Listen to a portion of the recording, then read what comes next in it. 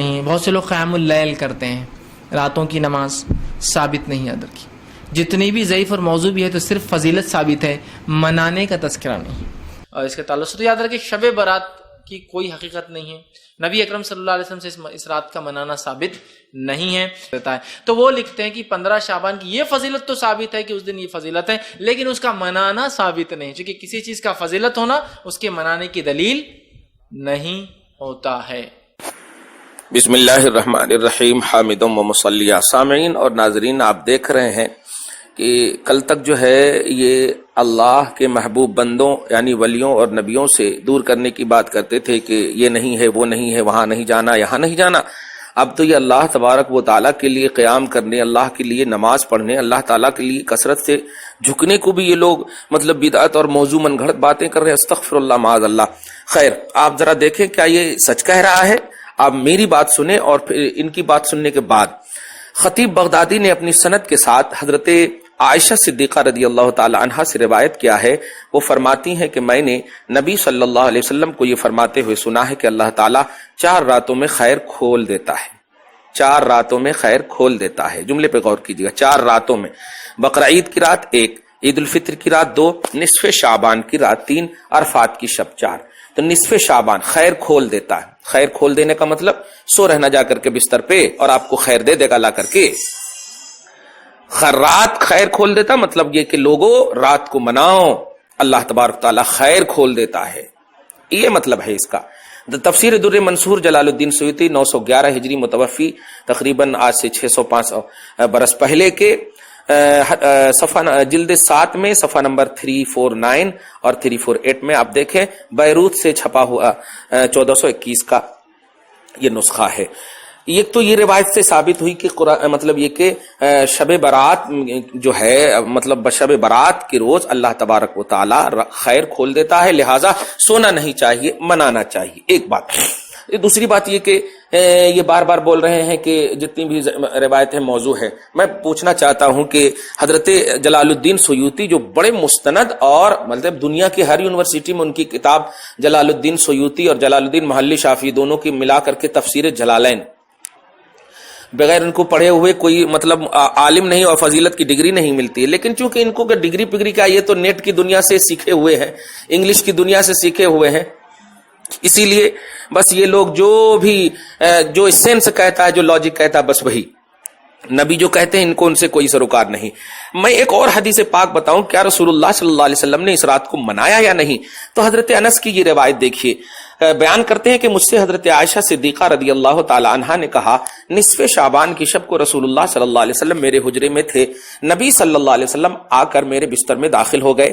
رات کے کسی وقت جب میں بیدار ہوئی تو میں نے آپ کو بستر پہ نہیں پایا.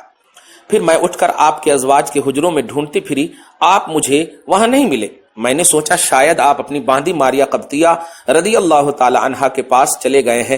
پھر میں نکلی اور مسجد سے گزری, پھر میرا پیر آپ کے پیروں سے ٹکرایا.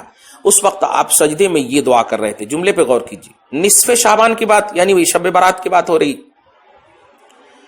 کیا آپ سجدے میں یہ دعا کر رہے تھے, بستر پہ سوئے ہوئے نہیں تھے, لوگوں کو یہ نہیں بول رہے تھے نہیں منانا نہیں منانا, دعا کر رہے تھے. نبی کا عمل ہے. سورہ احزاب آیت نمبر 21 میں آپ دیکھیں, پارہ نمبر 21 21 میں لقد کان لکم فی رسول اللہ اسوۃ حسنہ, رسول اللہ کی زندگی تمہارے لیے نمونے عمل ہے. تو نبی یہ دعا کر رہے تھے کہ اے اللہ میرا جسم اور ذہن تیرے لیے سجدہ ریز ہے, اور میرا دل تجھ پر ایمان لا چکا, اور میرا وہ ہاتھ جس سے میں نے اپنے اوپر زیادتی کی. آپ بتائیے نبی زیادتی کے ہوں گے؟ معاذ اللہ نہیں. خیر, سو اے عظیم, مولا کو کہہ رہا اللہ, اے رسول اللہ کہہ رہے ہیں عظیم گناہ کو تو عظیم رب ہی معاف کر سکتا ہے, بس تو میرے عظیم گناہ کو معاف فرما دے. حضرت عائشہ نے کہا پھر آپ اپنا سر اٹھا کر یہ فرما رہے تھے, اللہ تو مجھے ایسا دل عطا فرما جو پاک باز ہو, برائی سے بری ہو, نہ کافر ہو نہ شقی ہو. پھر آپ دوبارہ سجدہ میں گئے. دیکھیے گا کیسا منا رہے ہیں رات کو, اور یہ دعا کی, میں تجھ سے اس طرح دعا کرتا ہوں جس طرح میرے بھائی داؤد نے دعا کی تھی. اے میرے مالک, میں اپنا چہرہ خاک آلود کرتا ہوں, اور تمام چہروں کا حق یہی ہے کہ وہ اس کے چہرے کے سامنے خاک آلود ہوں. پھر آپ نے اپنا سر اٹھایا تو میں نے کہا آپ پر میرے ماں باپ فدا ہوں, آپ کس وادی میں ہیں اور میں کس وادی میں تھی؟ آپ نے فرمایا اے حمیرہ, کیا تم جانتی ہو یہ رات نصف شعبان کی رات ہے، اور بے شک اس رات میں اللہ تعالیٰ قبیلہ کلب کی بکریوں کے بالوں سے زیادہ لوگوں کو دوزخ سے آزاد فرماتا ہے۔ غور کریں آپ، میں نے عرض کیا یا رسول اللہ قبیلہ کلب کی بکریوں کے بالوں کی کیا تخصیص ہے؟ آپ نے فرمایا عرب کے قبائل میں سے کسی قبیلے کے بکریوں کے بال ان سے زیادہ نہیں ہوتے، مطلب جتنا زیادہ بال ہوتے کثرت مراد ہے۔ پھر آپ نے فرمایا 6 آدمیوں کی اس رات میں بخشش نہیں ہوتی، عادتاً یعنی ہمیشہ کنٹینیو شراب پینے والا، ماں باپ سے قطع تعلق کرنے والا، زنا پر اصرار کرنے والا، رشتہ داروں سے تعلق توڑنے والا، تصویر بنانے والا، چغل خور۔ میں اس کو بھی داخل کر دیتا ہوں اس میں، کیونکہ یہ چغلی بھی کر رہا ہے اور ساری مصطفیٰ کی بولی کو مطلب یہ کہ موضوع من گھڑت کہہ رہا، معاذ اللہ۔ چغلی کا مطلب ہی تو یہی ہوتا ہے جو ریئل میں نہ ہو اس کے خلاف بولنا، جو ریئل میں نہ ہو مطلب وہی بولنا، اس کے خلاف بولنا۔ اور رشتہ داروں سے تعلق توڑنا۔ آج اہل سنت والجماعت مطلب ان کے نزدیک ایسے ہیں لگتا ہے کافر بھی نہیں ہے، ارے جوڑنے کی بات نہیں کرتے۔ بڑا افسوس ہوتا ہے میں مطلب ان چپدیوں پر، ان بے وقوفوں پر۔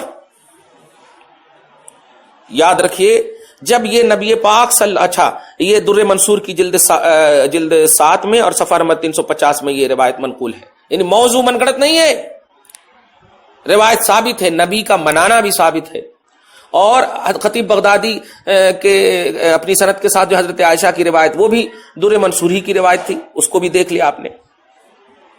قرآن پاک سے سنیے آپ سورہ زمر کی آیت نمبر 53 میں اللہ سبحانہ فرماتا ہے جو لوگ اپنے اوپر گناہ مطلب گناہ کر لیے وہ اللہ کی رحمت سے نا امید نہ ہو۔ اور اللہ پاک کے رسول نے کیا کہا کہ اس رات میں خیر کھولتا ہے، تو رحمت اور خیر کا پہلو اس رات میں ہے۔ اسی طرح سورہ آل عمران کے آیت نمبر 132 میں آپ دیکھیں اللہ پاک مغفرت اور بخشش کی طرف دوڑنے کے لیے کہہ رہا ہے اور اس رات میں خیر کھولتا ہے۔ اسی طرح آپ دیکھیے سورہ رات کی آیت نمبر 6 میں اللہ تبارک و تعالی ظالموں یعنی ظلم کے باوجود بخشش کا وعدہ فرماتا، اور یہ رات اس کی عظیم خصوصیت تفسیر کر رہی ہے۔ میں بس یہی کہنے جا رہا ہوں کہ بندے اگر تمہیں اللہ کے وہ منانے کی رات آ جائے تو ان مطلب رات آ جائے جن میں رسول اللہ صلی اللہ علیہ وسلم نے خیر کی بشارت دی ہو کہ اللہ تعالیٰ خیر کھول دیتا ہے، تو عید الفطر آ جائے تو اس رات میں بھی مطلب بے توجہ نہ ہونا، نصف شعبان آئے بے توجہ نہ ہونا، اور بقرعید آئے بے توجہ نہ ہونا، عرفات کی رات آئے بے توجہ نہ ہونا، تو یہی بے توجہ نہ ہونا ہی منانا ہے۔ ایک بات اور ایک سب سے امپورٹنٹ بات جو کہہ رہا ہوں وہ یہ ہے کہ اہل سنت والجماعت کا بیس علماء ہے، علماء ہے۔ عوام کیا کر رہی ہے؟ عوام کٹوں پر بیٹھ کر کے رات بھر خالی جگ رہی ہے، تو وہ منانا نہیں ہے۔ اور فرائض اور واجبات چھوڑ کر کے کوئی نفل کی پابندی کر رہے ہیں تو وہ اس کو بھی نہیں بیس بنا سکتے آپ۔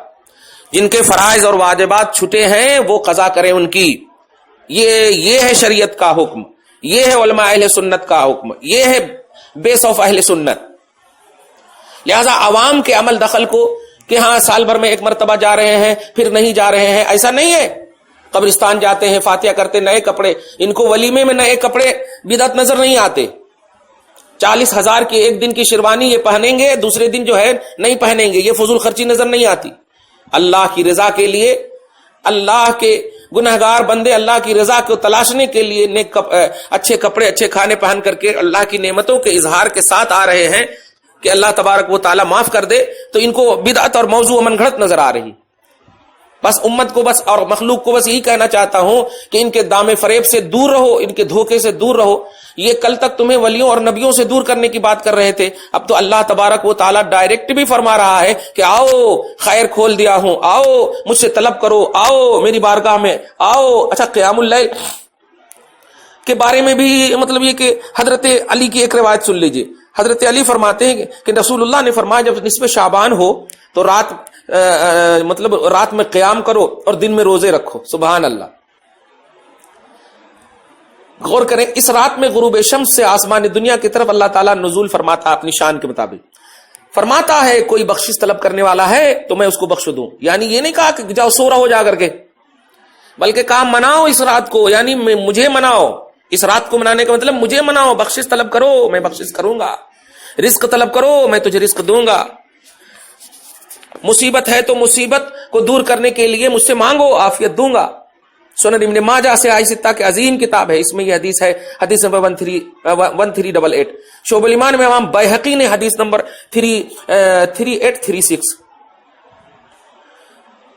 یہ ضعیف کی بول بتا کر کے کیا ان لوگوں کو مطلب سیاہ ستہ کے امام کو نظر نہیں آئے کہ یہ ضعیف ہے، اپنی کتابوں کو ایک دم من گھڑت روایتوں سے پیش کر دیے، اور ان کو یہ 1400 برس کے بعد کہ چپیدی اور کوٹ والے اور مطلب یہ کہ اب تک تو لال دوپٹے والے کا رد کرتے کرتے تھک گئے، اب یہ کوٹ والے، کوٹ پینٹ والے جن کو کچھ حیثیت نہیں معلوم، کچھ بیک گراؤنڈ نہیں معلوم. بس لوگوں باخبر رہو، ان کے دام سے بچو، ان کے دھوکے سے بچو، راتوں کا ان بڑی راتوں کا خصوصیت کے ساتھ اس رات کا اہتمام کرو. میں نے روایتیں پیش کر دی ہے، قرآن کی آیتیں بھی پیش کر دی ہے. اللہ تعالیٰ آپ کو ہم سب کو ایسے دھوکہ دھڑی کرنے والے اور دھوکہ دینے والے مولویوں سے، مولوی بھی کیا کہیں، دھوکہ دینے والے ڈکیتوں سے محفوظ فرمائے. اہل سنت والجماعت کو فروغ عطا فرمائے، استحکام عطا فرمائے. والسلام علی من اتبع الہدی. اگر آپ نے ابھی تک ہمارا چینل سبسکرائب نہیں کیا تو ہمارے چینل کو سبسکرائب کر لیں